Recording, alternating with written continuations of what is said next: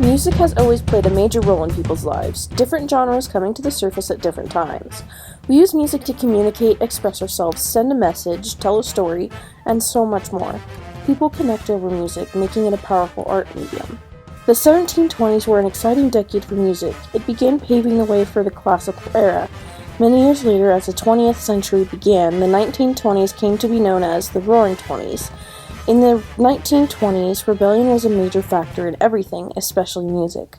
The Roaring Twenties gave birth to improvisational jazz, the Charleston, and a decade of partying. In both decades, major changes occurred in music that altered it forever. The 1720s were a piece of the passionate, exuberant music of the Baroque era. Artists such as Johann Sebastian Bach, Jean-Philippe Rameau, and Antonio Vivaldi wrote and performed significant music throughout the 1720s, contributing to the evolution of music.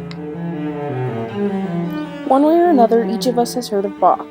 Born in 1685 in Germany, Bach became one of the most well-known composers and directors. Interestingly, most of his music was written for his jobs as a teacher, director, organ player, etc. Fun fact, he had 20 children. Antonio Vivaldi, born in 1678, was an Italian composer and violinist who wrote most of the concertos we know today. Vivaldi used techniques in his music such as repeating melodies to keep the audience engaged and make his melody more memorable. He contributed to the future of music through his many compositions. He wrote over 500 concertos. Jean-Philippe Rameau, known to some as the Isaac Newton of music, took into consideration the theories of past composers, which he then used to formulate Treatise on Harmony in 1722, as well as other works. His exploration of the relationship between acoustics and harmony allowed him to develop certain techniques. These techniques would later become part of common practice for composers. The Roaring Twenties. There's a lot to say about this decade, but one of the main defining pieces of the era was music. Prohibition, jazz, speakeasies, and dancing are some of the things that come to mind when referencing the 1920s. Important figures helped shape this age and the years to come, including Louis Armstrong, Josephine Baker, and Bessie Smith.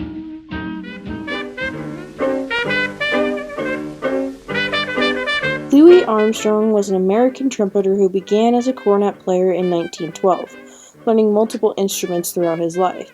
A few years later, he would go on to dream of professionally playing the trumpet and eventually backup singers such as Bessie Smith. Armstrong performed improvisational jazz, transforming jazz music into a soloist art. His music reflects the change in energy that drove the Roaring Twenties.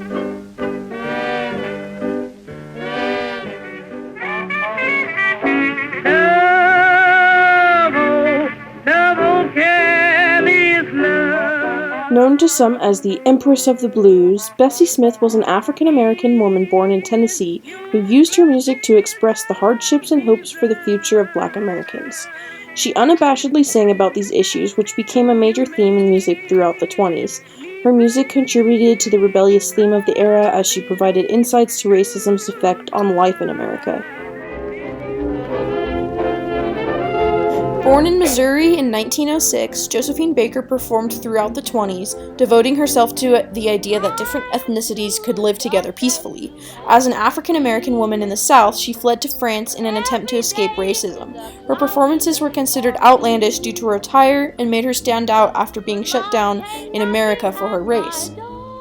Similar to Baker, many women began to break free of social norms through their fashion, art, or other forms of expression.